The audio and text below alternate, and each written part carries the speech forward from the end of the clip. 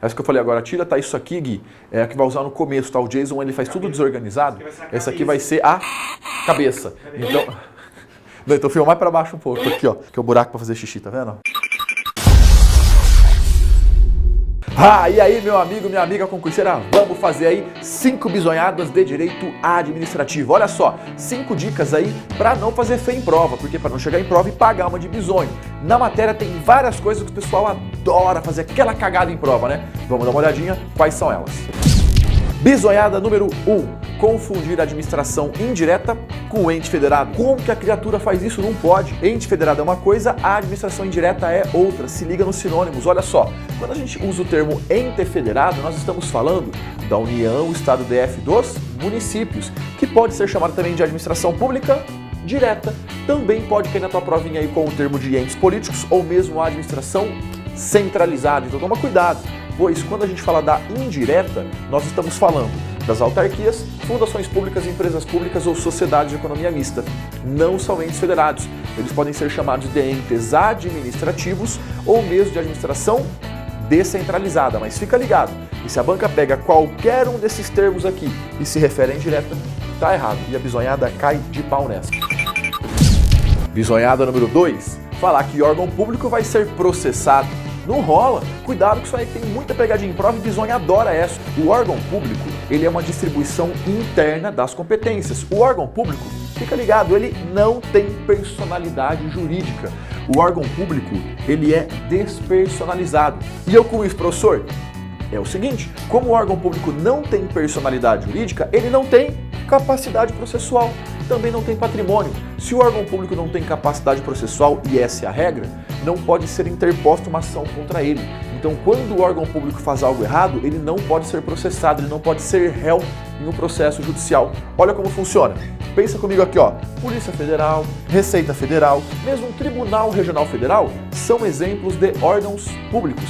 Se por acaso um agente desses órgãos fizer algo de errado, quem vai responder judicialmente é a União, a pessoa jurídica a quem esse órgão pertence. Então fica ligado na bisonhada número 2, que o órgão público não tem personalidade jurídica, então não pode ser processado.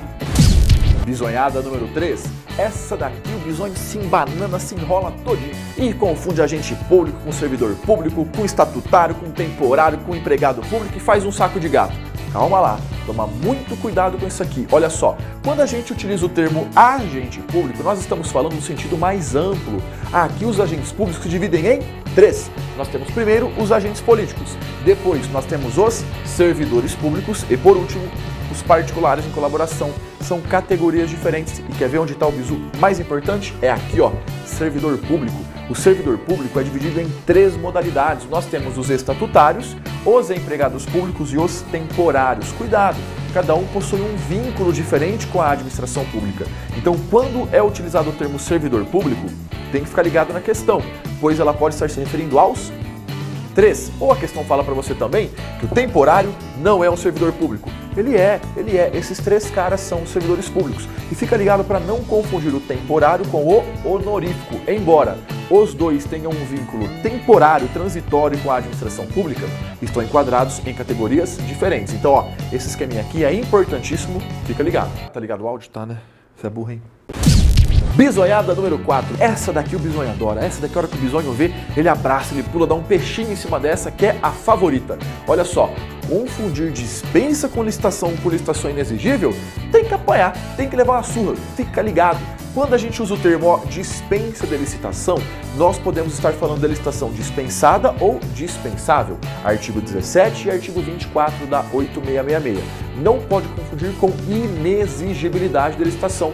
Na inexigibilidade, a licitação é inexigível. Por quê, professor? Porque a competição é inviável, não há competição entre os participantes. Primeiro, fornecedor exclusivo. É só o cara que faz aquilo, vai competir com quem? Com o Gasparzinho? Não rola. Então, quando é fornecedor exclusivo, é só ele que presta aquela atividade, que fornece aquele produto, não tem competição. Só que cuidado, hein? Preferência por marca, ó, não pode. Segunda, profissional que preste um serviço singular de notória especialização. O cara é foda, o cara é o pica das galáxias, o que ele faz, ninguém faz igual. Tipo Alfacom para concurso público. Fica a dica aí, Evandro. Ó, nesse caso, então, profissional de notória especialização não tem competição entre eles, também é inexigível. E ó, terceira hipótese, artista consagrado. Imagina, o município chega e vai fazer uma festa lá para comemorar o aniversário da cidade e vai pagar 100 mil reais. É qualquer um que vai lá? Oh, por 100 mil reais até eu vou cantar lá, nomeação, promoção. Você tá louco? Então não, aqui vamos colocar um artista consagrado, alguém que é famoso, alguém que a galera curte, gosta, rasga a roupa, joga a calcinha no palco. Então aqui é uma outra parada que é o artista consagrado. Nesses três casos, a licitação é inexigível e não é dispensável. Dispensável é uma outra situação. Então vai dar uma lidinha, ó, artigo 17, artigo 24 e artigo 25. Principal bizu para a prova. Falou qualquer um desses três casos, ela é inexigível. Não deixa a banca falar para você que é dispensada. Fica de olho. Bisonhada número 5 para fechar. Agora é uma bisonhada 2 em 1. Olha só, em uma bisonhada só você já mata duas coisas de prova. Primeira coisa que o bisonho fala, que toda a administração pública responde de forma objetiva. E não satisfeito em falar essa besteira, ele vai no embalo e fala que somente a administração pública responde de forma objetiva. Artigo 37, parágrafo 6º da Constituição Federal diz para a gente o quê? Que as pessoas jurídicas de direito público e as pessoas jurídicas de direito privado, prestadoras de serviço público, responderão pelos danos que seus agentes, nessa qualidade, causarem a terceiros. Chega mais, tá falando, ó, da responsabilidade objetiva do Estado, que é aquela responsabilidade mais pesada, é aquela que pode ser configurada independente da presença de dolo ou de culpa. Não precisa de dolo ou de culpa. Só que aonde que está o erro aqui? Eu posso afirmar então que toda a administração pública responde de forma objetiva? Errado, quase toda ela responde.